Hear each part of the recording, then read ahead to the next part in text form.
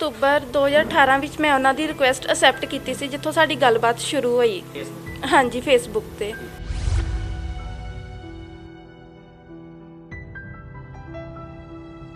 ਉਹਨਾਂ ਨੇ ਪੜ੍ਹਾਈ ਦੇ ਲਾਲਚ ਦਿੱਤੇ ਕਿ ਮੈਂ ਤੈਨੂੰ ਅੱਗੇ ਪੜ੍ਹਾਵਾਂਗਾ, ਮੈਂ ਤੈਨੂੰ ਅਕੈਡਮੀ ਵੀ ਖੋਲ ਕੇ ਦੇਵਾਂਗਾ। ਇਹ ਸਾਰਾ ਕੁਝ ਉਹਨਾਂ ਨੇ ਮੈਨੂੰ ਲਾਲਚ ਦਿੱਤੇ। ਘਰ ਲੈ ਆਏ ਤਾਂ ਉਹਨਾਂ ਨੇ ਮੈਨੂੰ ਘਰ ਬੈਠੀ ਨੂੰ ਵੀ ਮੈਂਟਲੀ ਹਰਾਸ ਕਰਨਾ ਸ਼ੁਰੂ ਕਰ ਦਿੱਤਾ। ਮੇਰੇ ਕੋਲੋਂ ਕੋਈ ਗਲਤੀ ਹੁੰਦੀ ਤਾਂ ਮੈਂ ਖੁਦ ਮਾਫੀ ਮੰਗਦੀ, ਪਰ ਮੇਰੇ ਕੋਲੋਂ ਕੋਈ ਗਲਤੀ ਨਹੀਂ ਸੀ ਹੋਈ।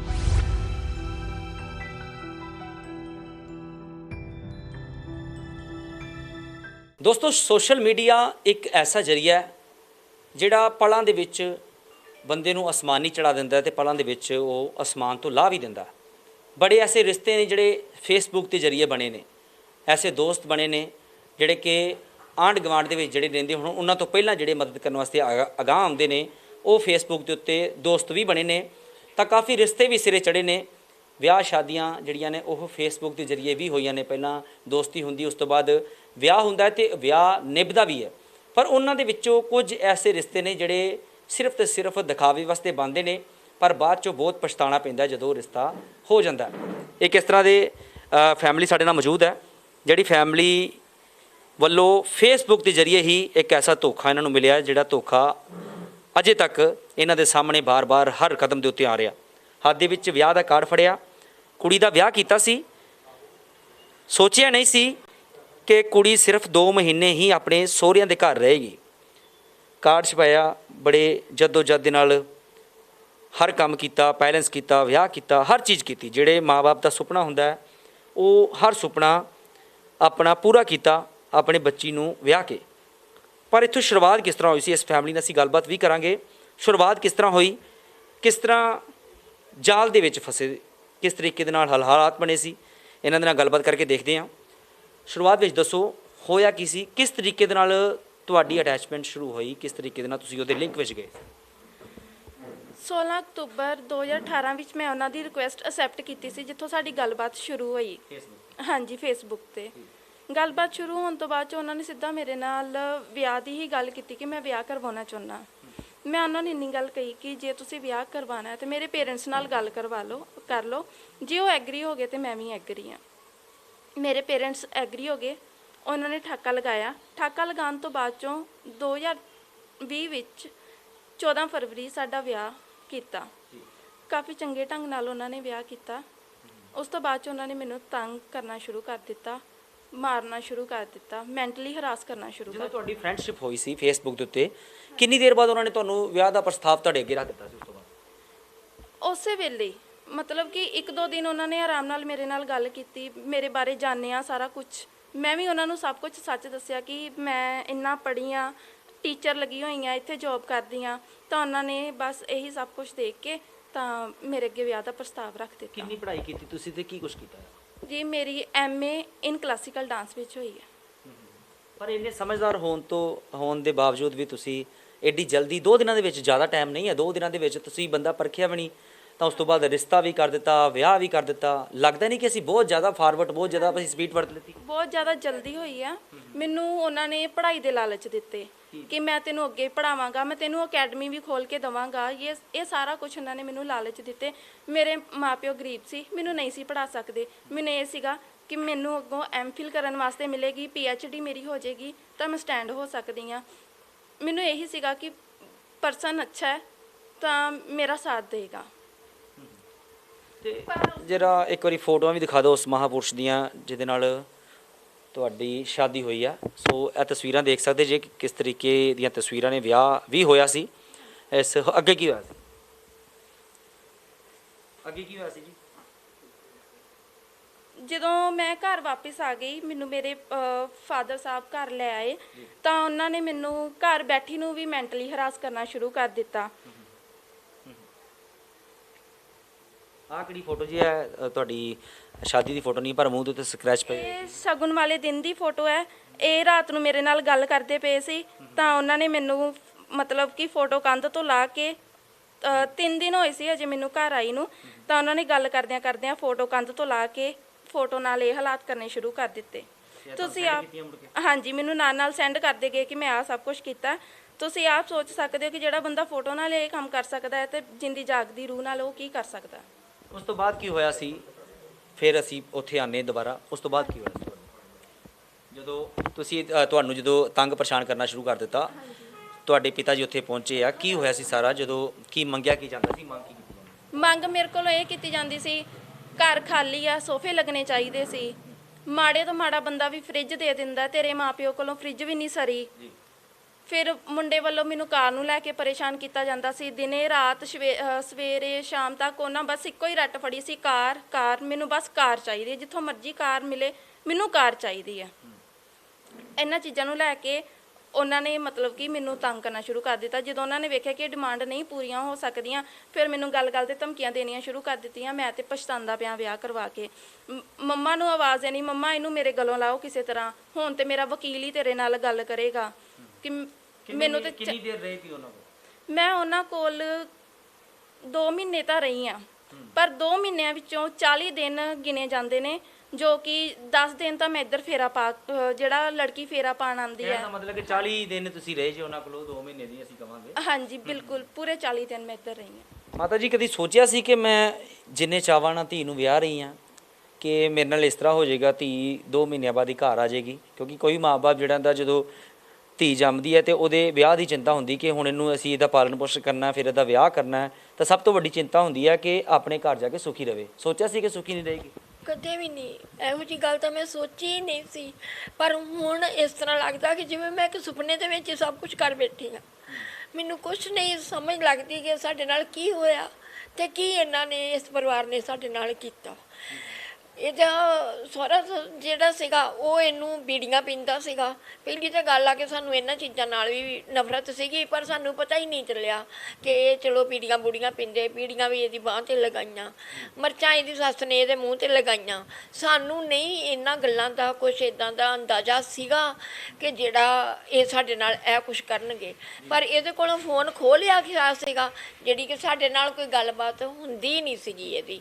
ਜਦੋਂ ਫੋਨ ਕਰਨਾ ਉਦੋਂ ਹੀ ਕਹਿ ਦੇਣਾ ਕਿ ਬਾਹਰ ਆ, ਮੈਂ ਹੌਸਪੀਟਲ ਆ, ਮੈਂ ਫਲਾਨੀ ਜਗ੍ਹਾ ਘਰ ਜਾਵਾਂਗਾ ਤੇ ਗੱਲ ਕਰਾਂਗਾ।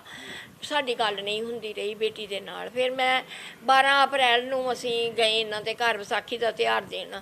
ਉੱਥੇ ਫਿਰ ਇਹਦੀ ਮੈਂ ਹਾਲਾਤ ਜਦੋਂ ਵੇਖੀ, ਪਰ ਮੈਂ ਆਪਣਾ ਮੂੰਹ ਬੰਦ ਕਰਕੇ ਹੀ ਉੱਥੋਂ ਆਪਣੇ ਘਰ ਆ ਗਈ ਹਾਂ। ਪਰ ਆ ਕੇ ਮੈਨੂੰ ਚੈਨ ਨਹੀਂ ਆਈ, ਦਿਮਾਗ ਹਰ ਵੇਲੇ ਰਾਤਾਂ ਨੂੰ ਨੀਂਦ ਨਾ ਪੈਣੀ, ਸੋਚਦੀ ਰਹਿਣਾ ਵੀ ਇਹ ਕੀ ਬਣਿਆ ਸਾਡੇ ਨਾਲ। ਮੈਨੂੰ ਕੁਛ ਦੱਸਿਆ ਵੀ ਨਹੀਂ ਕੁੜੀ ਨੇ, ਕੁਛ ਮੇਰੇ ਕੋਲ ਬੈਠੀ ਵੀ ਨਹੀਂ ਆ, ਬਹਿਣ ਦਾ ਮੌਕਾ ਵੀ ਨਹੀਂ ਆ, ਤੇ ਕੀ ਬਣੂਗਾ ਇਹਦਾ। ਬਸ ਇਹੀ ਗੱਲਾਂ ਮਨ ਦੇ ਵਿੱਚ, ਤੇ ਆਪਣੇ ਬੇਟੇ ਨੂੰ ਆਪਣੇ ਮਨ ਦੇ ਵਿੱਚ ਸੋਚਦੀ ਹਾਂ ਕਿ ਬੇਟੇ ਨੂੰ ਮੈਂ ਕਿਸੇ ਦਿਨ ਭੇਜਾਂਗੀ। ਪਰ ਕਿਸੇ ਦਿਨ ਅਸੀਂ ਕੀ ਭੇਜਣਾ ਸੀਗਾ। ਤੇ 19 ਅਪ੍ਰੈਲ ਨੂੰ ਰਾਤ ਇਹਦਾ 3:17 ਦੇ ਸਾਨੂੰ ਮੈਸੇਜ ਮਿਲਿਆ ਸਾਨੂੰ ਉਹਦੇ ਹੀ ਫੋਨ ਦੇ ਵਿੱਚੋਂ। ਮਤਲਬ ਇਹਨੂੰ ਜਦੋਂ ਕਿਤੇ ਰਾਤ ਮਾਰ ਕੁਟਾਈ ਕੀਤੀ ਤੇ ਉੱਠੀ, ਇਹਨੇ ਵਾਸ਼ਰੂਮ ਜਾਣਾ ਸੀਗਾ ਤੇ ਫਿਰ ਵੇਖਿਆ ਕਿ ਉੱਦਾਂ ਆਪਣਾ ਫੋਨ ਉਹ ਕੈਪਰੀ ਦੀ ਜੇਬ 'ਚ ਪਾ ਕੇ ਰੱਖਦਾ ਸੀਗਾ, ਪਰ ਉਸ ਦਿਨ ਫੋਨ ਉਹਦਾ ਬਾਹਰ ਸੀਗਾ। ਇਹਨੇ ਫਟਾਫਟ ਫੋਨ ਚੁੱਕਿਆ, ਸਾਈਲੈਂਟ 'ਤੇ ਲਗਾਇਆ, ਬਾਥਰੂਮ ਗਈ, ਉੱਥੇ ਇਹਨੇ ਸਾਨੂੰ ਮੈਸੇਜ ਕੀਤਾ, ਜਿਹੜਾ ਕਿ ਮੈਸੇਜ ਅਸੀਂ 20 ਅਪ੍ਰੈਲ ਨੂੰ ਵੇਖਿਆ। ਫਿਰ ਗਏ ਪਾਪਾ ਇਹਦੇ ਲੈਣ ਵਾਸਤੇ ਇਹਨੂੰ, ਤੇ ਅੱਗੋਂ ਇਹਦੀ ਮਦਰ ਇਨ ਲਾਅ ਨੇ ਬਹੁਤ ਰੂਡ ਲੈਂਗੁਏਜ ਦੇ ਵਿੱਚ ਇਹਨਾਂ ਦੇ ਨਾਲ ਮਤਲਬ ਗੱਲਾਂ ਕੀਤੀਆਂ। ਤੇ ਜਿਹੜਾ ਕਰਕੇ ਫਿਰ ਪਾਪਾ ਨੇ ਇਹਦੇ ਨੇ ਪੁੱਛਿਆ ਕਿ ਬੇਟਾ ਜਾਣਾ? ਕਹਿੰਦੀ ਮੈਂ ਜਾਣਾ। ਪਰ ਘਰ ਆ ਕੇ ਕੁੜੀ ਬਹੁਤ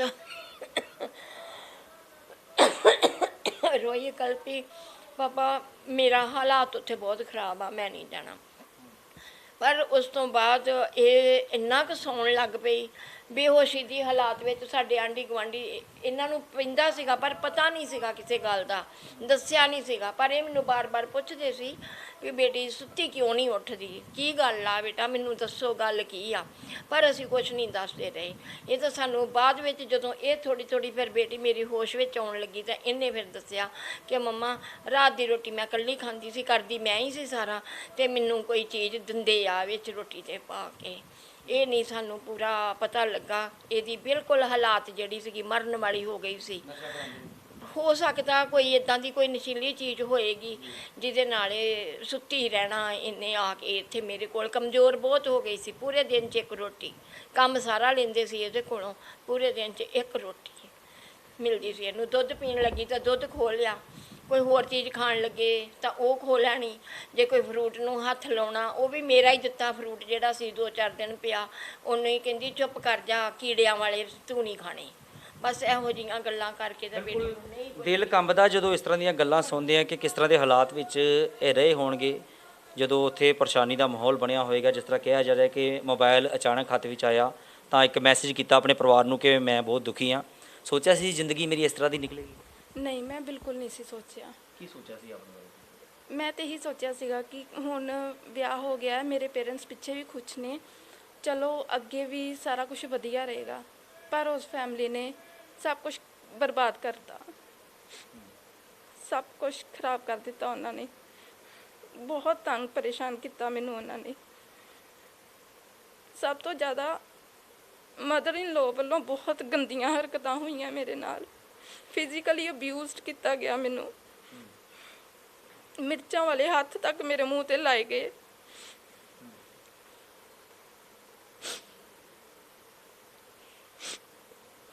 ਫਾਦਰ ਇਨ ਲੋ ਵੱਲੋਂ ਬੀੜੀ ਲਾਈ ਗਈ ਮੇਰੀ ਬਾਂਹ ਤੇ। ਮੇਰੇ ਘਰ 'ਚ ਦੁਬਾਰਾ ਇਦਾਂ ਨਹੀਂ ਹੋਣਾ ਚਾਹੀਦਾ। ਮਾਰ ਕੁੱਟ ਕੇ ਸਾਰਾ ਕੁਝ ਆਪੇ ਕਰਕੇ ਮੈਂ ਬੇਹੋਸ਼ ਵੀ ਹੁੰਦੀ ਰਹੀ ਹਾਂ ਉਸ ਘਰ 'ਚ, ਪਰ ਕਿਸੇ ਨੇ ਮੇਰੀ ਕੇਅਰ ਨਹੀਂ ਕੀਤੀ। ਉਲਟਾ ਮੈਨੂੰ ਕਹਿੰਦੇ ਰਹੇ ਮਾਫੀ ਮੰਗ ਲਾ, ਸਾਡੇ ਪੈਰਾਂ 'ਚ ਆ ਕੇ ਡਿੱਗ ਜਾ, ਅਸੀਂ ਤੈਨੂੰ ਮਾਫ ਕਰ ਦਾਂਗੇ। ਮੰਨਿਆ ਤੇਰੇ ਕੋਲੋਂ ਗਲਤੀ ਹੋਈ ਹੈ, ਤੈਨੂੰ ਅਸੀਂ ਮਾਫ ਕਰ ਦਿੰਦੇ ਹਾਂ। ਮੇਰੇ ਕੋਲੋਂ ਕੋਈ ਗਲਤੀ ਨਹੀਂ ਹੋਣੀ, ਉਲਟਾ ਇਹਨਾਂ ਨੇ ਕੀਤਾ ਮੇਰੇ ਨਾਲ ਜੋ ਕੀਤਾ।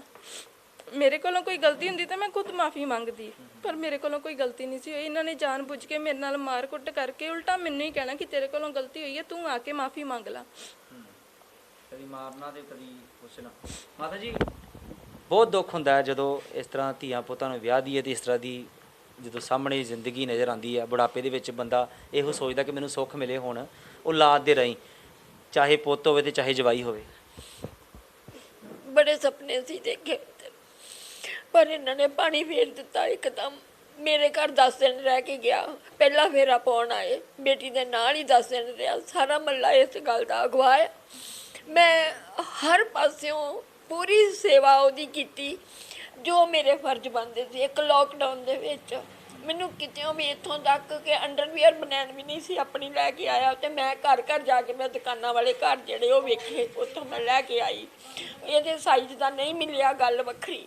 ਫਿਰ ਮੈਂ ਅੰਦਰੋਂ ਵੇਖਿਆ, ਅੰਦਰੋਂ ਮੇਰੇ ਚਲੋ ਵਿਆਹ ਕੀਤਾ ਸੀਗਾ ਤੇ ਵੱਧ ਚੀਜ਼ ਲਿਆਂਦੀ ਹੁੰਦੀ ਆ। ਬੜੀ ਖੁਸ਼ੀ ਹੋਈ ਹੋਏਗੀ ਕਿ ਇੱਕ ਪੁੱਤ ਮੇਰਾ ਘਰ ਹੈ ਤੇ ਇੱਕ ਜਵਾਈ ਵੀ ਪੁੱਤ ਦੇ ਰੂਪ 'ਚ ਆ ਗਿਆ। ਮੇਰਾ ਪੁੱਤਰ, ਮੈਂ ਜਿਸ ਦਿਨ ਰਿਸ਼ਤਾ ਕੀਤਾ ਸੀ ਮੈਂ ਹੀ ਕਹਿੰਦੀ ਸੀ ਕਿ ਪੁੱਤਰ ਮੇਰੀ ਬਾਂਹ ਬਣ ਜੀ, ਇੱਕ ਪੁੱਤ ਮੇਰਾ, ਦੂਜਾ ਮੇਰਾ ਤੂੰ। ਮੈਂ ਹੱਥ ਜੋੜ ਦਿੱਤੇ ਸੀ ਇਹਨਾਂ ਦੇ ਅੱਗੇ ਕਿ ਮੇਰਾ ਪੁੱਤਰ ਬਣ ਜੇ, ਪਰ ਉਹਨੇ ਪੁੱਤਰ ਦਾ ਮੈਨੂੰ ਬਣ ਕੇ ਕੀ ਦੱਸਣਾ ਸੀ। ਉਹਦਾ ਦੁਸ਼ਮਣੀ ਦੇ ਲਾਇਕ ਵੀ ਨਹੀਂ ਹੈ। ਇੰਨਾ ਕੁ ਜ਼ਿਆਦਾ ਉਸ ਮੁੰਡੇ ਨੇ ਸਾਡੇ ਨਾਲ ਹਰਾਸਮੈਂਟ ਕੀਤੀ, ਸਾਨੂੰ ਘਰ ਬੈਠਿਆਂ ਨੂੰ ਸਟੇਟਸ ਪਾ ਪਾ ਕੇ ਸਾਡਾ ਉਹ ਬੁਰਾ ਹਾਲ ਕੀਤਾ ਉਸ ਮੁੰਡੇ ਨੇ। ਬੇਟੇ ਮੇਰੇ ਨੂੰ ਮੁੰਡੇ ਪਾਏ ਬਾਹਰ 2 ਵਾਰੀ, ਉਹ ਵੀ ਅਸੀਂ ਦਰਖਾਸਤ ਇੱਥੇ ਦਿੱਤੀ, ਉਹਦਾ ਵੀ ਰਾਜੀਨਾਮਾ ਇੱਕ ਦਾ ਹੋਇਆ, ਇੱਕ ਦਾ ਨਹੀਂ ਹੋਇਆ। ਇਸ ਤਰ੍ਹਾਂ ਕਰਕੇ ਇਹਨਾਂ ਨੇ ਸਾਨੂੰ ਬਹੁਤ ਜ਼ਿਆਦਾ ਜਲੀਲ ਕੀਤਾ, ਬਹੁਤ ਜ਼ਿਆਦਾ। ਇੱਕ ਬੇਟੀ ਨੂੰ ਇਹੀ ਗੱਲ ਕਹਿੰਦਾ ਰਿਹਾ ਕਿ ਤੇਰੀ ਮਾਂ ਨਹੀਂ ਚੰਗੀ, ਤੇਰੀ ਮਾਂ ਨਹੀਂ ਘਰ ਵਸਣ ਦਿੰਦੀ। ਦੱਸੋ, ਮੈਂ ਤੇ ਇੰਨੀ ਕੁ ਜ਼ਿਆਦਾ ਬਿਜ਼ੀ ਆਪਣੇ ਘਰ ਦੇ ਵਿੱਚ, ਮੇਰੇ ਭੈਣ ਭਰਾ ਸਾਰੇ ਇਸ ਗੱਲ ਦੇ ਗਵਾਹ ਨੇ। ਮੈਂ ਖੁਦ ਕੰਮ ਕਰਦੀ ਹਾਂ ਸਾਈਕਲ ਦੇ ਉੱਤੇ, ਸਾਬਣ ਸਰਫ ਫਿਨਾਇਲ ਵਗੈਰਾ ਮੈਂ ਵੇਚਦੀ ਹਾਂ। ਇਸ ਉਮਰ ਦੇ ਵਿੱਚ ਵੀ ਅੱਜ ਵੀ ਮੈਂ ਕੰਮ ਕਰਕੇ ਹੀ ਆਈ ਹਾਂ ਘਰ। ਮੈਂ ਹਰ ਮਹੀਨੇ ਦਾ ਮੇਰਾ ਏਰੀਆ ਲੱਗਦਾ, ਮੈਂ ਹਰ ਮਹੀਨੇ ਬਾਅਦ ਹਰ ਇੱਕ ਦੇ ਘਰ ਜਾਂਦੀ ਹਾਂ। ਮਹੀਨੇ 'ਚ ਮੇਰਾ 22 ਦਿਨ ਦਾ ਕੰਮ ਆ, ਸੰਡੇ ਵਗੈਰਾ ਕੱਢ ਕੇ। ਕਾਰਡ ਵੇਖ ਕੇ ਦਿਲ ਸੀਨਾ ਪਾੜਦਾ ਜਦੋਂ ਇਹ ਕਾਰਡ ਦੇਖਦੇ ਜੇ? ਸੀਨਾ ਪਾੜਦਾ ਛੱਡ ਕੇ ਮੇਰਾ ਦਿਲ ਨਹੀਂ ਕਰਦਾ ਹੁਣ ਮੈਂ ਕੋਈ ਫੋਟੋ ਵੀ ਵੇਖਾਂ ਜਾਂ ਮੈਂ ਕਾਰਡ ਵੀ ਵੇਖਾਂ। ਮੇਰੇ 'ਚ ਸਹਿਣ ਸ਼ਕਤੀ ਨਹੀਂ ਰਹਿ ਗਈ ਹੈ ਸਭ ਕੁਝ ਵੇਖਣ ਦੀ। ਮੇਰੀ ਬੇਟੀ ਨੂੰ ਮੈਨੂੰ ਬਸ ਇਹੀ ਖੁਸ਼ੀ ਆ ਕਿ ਮੇਰੀ ਬੇਟੀ ਮੇਰੇ ਕੋਲ ਆ, ਨਹੀਂ ਤਾਂ ਜਿਸ ਤਰ੍ਹਾਂ ਦੀ ਹਾਲਾਤ ਵਿੱਚ ਲਿਆਂਦੀ ਆ ਸਾਰੇ ਇਸ ਗੱਲ ਤੇ ਗਵਾਹ ਨੇ, ਮੇਰਾ ਗਲੀ ਮੁਹੱਲਾ, ਕਿ ਕਿਵੇਂ ਇਹਨੂੰ ਡਾਕਟਰ ਕੋਲ ਲੈ ਕੇ ਜਾਂਦੇ ਰਹੇ ਆ ਬਿਠਾਲ ਕੇ, ਤੇ ਕਿਵੇਂ ਇਹਨੂੰ ਘਰ ਲਿਆ ਕੇ ਮੈਂ ਇਹਦੀ ਸੇਵਾ ਕਰਦੀ ਰਹੀ ਆ। ਇਸ ਮੁੰਡੇ ਨੇ ਫੋਨ ਤੇ ਮੈਨੂੰ ਬਹੁਤ ਦਲੀਲ ਕਰਦਾ ਰਿਹਾ। ਜੇ ਮੈਂ ਕੋਈ ਗੱਲ ਇਹਨੂੰ ਪਿਆਰ ਨਾਲ ਕਹਿਣੀ ਤੇ ਕਹਿਣਾ ਹਟ ਜਾ ਪਿੱਛੇ, ਮੈਂ ਤੇਰਾ ਭਾਸ਼ਣ ਨਹੀਂ ਸੁਣਨਾ ਚਾਹੁੰਦਾ। ਇਹੋ ਜਿਹੀਆਂ ਗੱਲਾਂ ਮੇਰੇ ਨਾਲ ਕਰ ਕਰਕੇ ਤੇ ਮੈਨੂੰ ਤੰਗ ਕੀਤਾ ਇਹਨੇ। ਫੇਸਬੁੱਕ ਚਲਾਉਣ ਲੱਗੇ ਡਰ ਲੱਗਦਾ ਹੁਣ? ਬਿਲਕੁਲ ਸਰ, ਬ੍ਰਦਰ ਨੇ ਤੇ ਮੇਰੀ ਫੇਸਬੁੱਕ ਹੀ ਬੰਦ ਕਰਵਾ ਦਿੱਤੀ ਹੈ। ਮੇਰੀ ਫੇਸਬੁੱਕ ਬਲੌਕ ਹੋ ਚੁੱਕੀ ਆ ਹੁਣ। ਮੈਂ ਇਹ ਸਭ ਕੁਝ ਨਹੀਂ ਯੂਜ਼ ਕਰ ਸਕਦੀ। ਮੈਂ ਤਾਂ ਫੋਨ ਵੀ ਨਹੀਂ ਯੂਜ਼ ਕਰਦੀ ਹੁਣ। ਉਹ ਕਿਹੜੀ ਔਖੀ ਘੜੀ ਸੀ, ਕਿਹੜੀ ਦੁੱਖਾ ਭਰੀ ਘੜੀ ਸੀ ਇਹਨਾਂ ਵਾਸਤੇ, ਇਸ ਪਰਿਵਾਰ ਵਾਸਤੇ, ਜਦੋਂ ਫੇਸਬੁੱਕ ਦੇ ਉੱਤੇ ਆਈ ਇੱਕ ਰਿਕੁਐਸਟ ਨੂੰ ਇਹਨਾਂ ਨੇ ਐਕਸੈਪਟ ਕੀਤਾ ਸੀ। ਤਾਂ ਅੱਜ ਪਰਿਵਾਰਿਕ ਮੈਂਬਰਾਂ ਵੱਲੋਂ ਫੋਨ ਤੱਕ ਰੱਖਣ ਦੀ ਇਜਾਜ਼ਤ ਜਿਹੜੀ ਉਹ ਨਹੀਂ ਦਿੱਤੀ ਗਈ, ਦੇਣੀ ਵੀ ਨਹੀਂ ਚਾਹੀਦੀ, ਕਿਉਂਕਿ ਜੇਕਰ ਅਸੀਂ ਸਮਝਦਾਰ ਹੁੰਦੇ ਤਾਂ ਸ਼ਾਇਦ ਪਹਿਲਾਂ ਪਰਖਦੇ ਫਿਰ ਵਿਆਹ ਤੱਕ ਜਾਂਦੇ। ਪਰ ਦੂਜੇ ਦਿਨ ਹੀ ਉਹਦੇ ਵੱਲੋਂ ਵਿਆਹ ਵਾਲਾ ਜਿਹੜਾ ਪ੍ਰਸਤਾਵ ਰੱਖਿਆ ਗਿਆ ਸਾਹਮਣੇ, ਤਾਂ ਇਹ ਫੈਮਿਲੀ ਨੇ ਵੀ ਕਿਤੇ ਨਾ ਕਿਤੇ ਉਸ ਝਾਂਸੇ ਦੇ ਵਿੱਚ ਫਸੇ, ਤਾਂ ਵਿਆਹ ਵੀ ਕਰ ਦਿੱਤਾ ਗਿਆ। ਪਰ ਹਾਲਾਤ ਤੁਸੀਂ ਦੇਖ ਸਕਦੇ ਜੇ ਕਿ 40 ਦਿਨ ਸਿਰਫ ਇਹ ਲੜਕੀ ਆਪਣੇ ਸਹੁਰੇ ਪਰਿਵਾਰ ਦੇ ਵਿੱਚ ਰਹੀ ਹੈ। ਤਾਂ ਕਿਸ ਹਾਲਾਤਾਂ ਦੇ ਵਿੱਚ ਰਹੀ ਹੈ ਇਹ ਤੁਹਾਨੂੰ ਇਸ ਵੱਲੋਂ ਖੁਦ ਹੀ ਬਿਆਨ ਕਰ ਦਿੱਤਾ ਗਿਆ। ਤਾਂ ਪੁਲਿਸ ਵੱਲੋਂ ਹੁਣ ਤੱਕ ਪੁਲਿਸ ਵੱਲੋਂ ਕੀ ਕਾਰਵਾਈ ਕੀਤੀ ਗਈ ਹੈ ਵੀ ਤੁਹਾਡੇ ਕੋਲ? ਸਰ ਉਹਨਾਂ ਤੇ ਪਰਚੇ ਹੋ ਚੁੱਕੇ ਨੇ। ਮਦਰ ਫਾਦਰ ਔਰ ਸੁਸ਼ੀਲ ਕੁਮਾਰ ਤੇ 3 ਜਣਿਆਂ ਤੇ ਪਰਚੇ ਹੋਏ ਨੇ। 3 ਜਣਿਆਂ ਦੇ ਪਰਚੇ। ਕੀ ਮੰਗ ਹੋਰ ਕਰਦੇ ਕੀ ਤੁਸੀਂ? ਮੈਂ ਇਹੀ ਚਾਹੁੰਦੀ ਹਾਂ ਕਿ ਉਹਨਾਂ ਨੂੰ ਸਖਤ ਤੋਂ ਸਖਤ ਸਜ਼ਾ ਦਿੱਤੀ ਜਾਵੇ। ਬਿਲਕੁਲ ਸਖਤ ਤੋਂ ਸਖਤ ਸਜ਼ਾ ਦਿੱਤੀ ਜਾਵੇ। ਹੁਣ ਇਹ ਪ੍ਰਸ਼ਾਸਨ ਨੇ ਤੈਅ ਕਰਨਾ ਹੈ ਕਿ ਉਹਨਾਂ ਦਾ ਦੋਸ਼ ਕੀ ਹੈ, ਕੀ ਉਹਨਾਂ ਤੇ ਉੱਤੇ ਜਿਹੜੇ ਦੋਸ਼ ਇਹ ਲਗਾ ਰਹੇ ਨੇ ਕੀ ਉਹ ਵਾਕਿਆ ਸੱਚ ਨੇ ਜਾਂ ਝੂਠ ਨੇ, ਇਹ ਪ੍ਰਸ਼ਾਸਨ ਨੇ ਤੈਅ ਕਰਨਾ। ਪਰ ਜੇਕਰ ਕੋਈ ਦੋਸ਼ੀ ਆ ਤਾਂ ਉਹਨੂੰ ਸਖਤ ਤੋਂ ਸਖਤ ਸਜ਼ਾ ਮਿਲਣੀ ਚਾਹੀਦੀ ਹੈ, ਤਾਂ ਜੋ ਹੌਸਲੇ ਜਿਹੜੇ ਨੇ ਅਗਾਂਹ ਨਾ ਵਧਣ, ਮਾਪੇ ਆਪਣੀਆਂ ਧੀਆਂ ਨੂੰ ਵਿਆਹਣ ਤੋਂ ਨਾ ਡਰਨ। ਇਸ ਕਰਕੇ ਸਜ਼ਾ ਮਿਲਣੀ ਜ਼ਰੂਰੀ ਹੈ ਜੇਕਰ ਦੋਸ਼ੀ ਹੈ। ਤੇ ਪੁਲਿਸ ਪ੍ਰਸ਼ਾਸਨ ਨਾਲ ਗੱਲਬਾਤ ਕਰਕੇ ਦੇਖਦੇ ਹਾਂ ਕਿ ਉਹਨਾਂ ਦਾ ਕੀ ਕਹਿਣਾ ਇਸ ਬਾਰੇ।